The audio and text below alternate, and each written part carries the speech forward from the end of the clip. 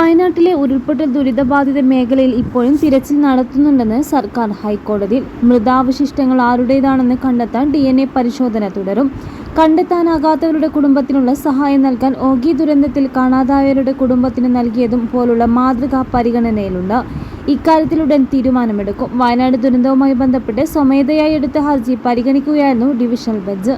ഉരുൾപൊട്ടലിൽ ഉറ്റവരെ നഷ്ടമായ കുട്ടികളുടെ മാനസിക പ്രശ്നങ്ങൾ പരിഹരിക്കാനുള്ള ദീർഘകാല പദ്ധതികൾ സംബന്ധിച്ച് ഹൈക്കോടതി വിശദീകരണം തേടി. കുട്ടികളുടെ സംരക്ഷണത്തിനൊപ്പം പഠനം ഉൾപ്പെടെ കാര്യങ്ങൾക്ക് സമഗ്ര പദ്ധതി ആവിഷ്കരിക്കണം. ഇതുവരെ സർക്കാർ സ്വീകരിച്ച നടപടികൾ justice doctor N. Jaishankar Nambiar, justice VM. Shyamkumar എന്നിവരടങ്ങുന്ന ഡിവിഷണൽ ബെഞ്ച് സംതൃപ്തി രേഖപ്പെടുത്തി.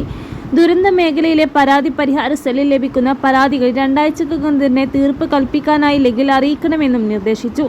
ദുരന്ത ബാധിതർക്കായി പ്രത്യേക ഇൻഷുറൻസ് ഏർപ്പെടുത്തണമെന്നും പരിഗണിക്കണം. യുനിസെഫ് മാനദണ്ഡങ്ങൾ ഉറപ്പുവരുത്തുന്ന കൗൺസിലിംഗും മറ്റു നടപടികളുമാണ് കുട്ടികളുടെ കാര്യത്തിൽ സ്വീകരിച്ചതെന്ന് അഡ്വക്കേറ്റ് ജനറൽ അറിയിച്ചു. ആരോഗ്യ പ്രവർത്തകരുടെ സംഘം 964 വീടുകളിലെത്തി നടപടികൾ സ്വീകരിച്ചു. രക്ഷിതാക്കൾ നഷ്ടപ്പെട്ട കുട്ടികൾ ഫോസ്റ്റർ കെയർ സംരക്ഷണത്തിലാണ്. ഈ കുട്ടികളെ പഠിപ്പിക്കുന്ന അധ്യാപകർക്ക് പ്രത്യേക പരിശീലനം നൽകുന്നുണ്ട്. ബന്ധുക്കളുടെ സംരക്ഷണയിലുള്ള കുട്ടികളുടെ ഈ സേവനം ലഭ്യമാക്കുന്നുണ്ടോ എന്നും ഉറപ്പാക്കണമെന്നും കോടതി നിർദ്ദേശിച്ചു. കൂടുതൽ അറിയിപ്പുകൾക്ക് വേണ്ടി ഈ ചാനൽ സബ്സ്ക്രൈബ് ചെയ്യുക.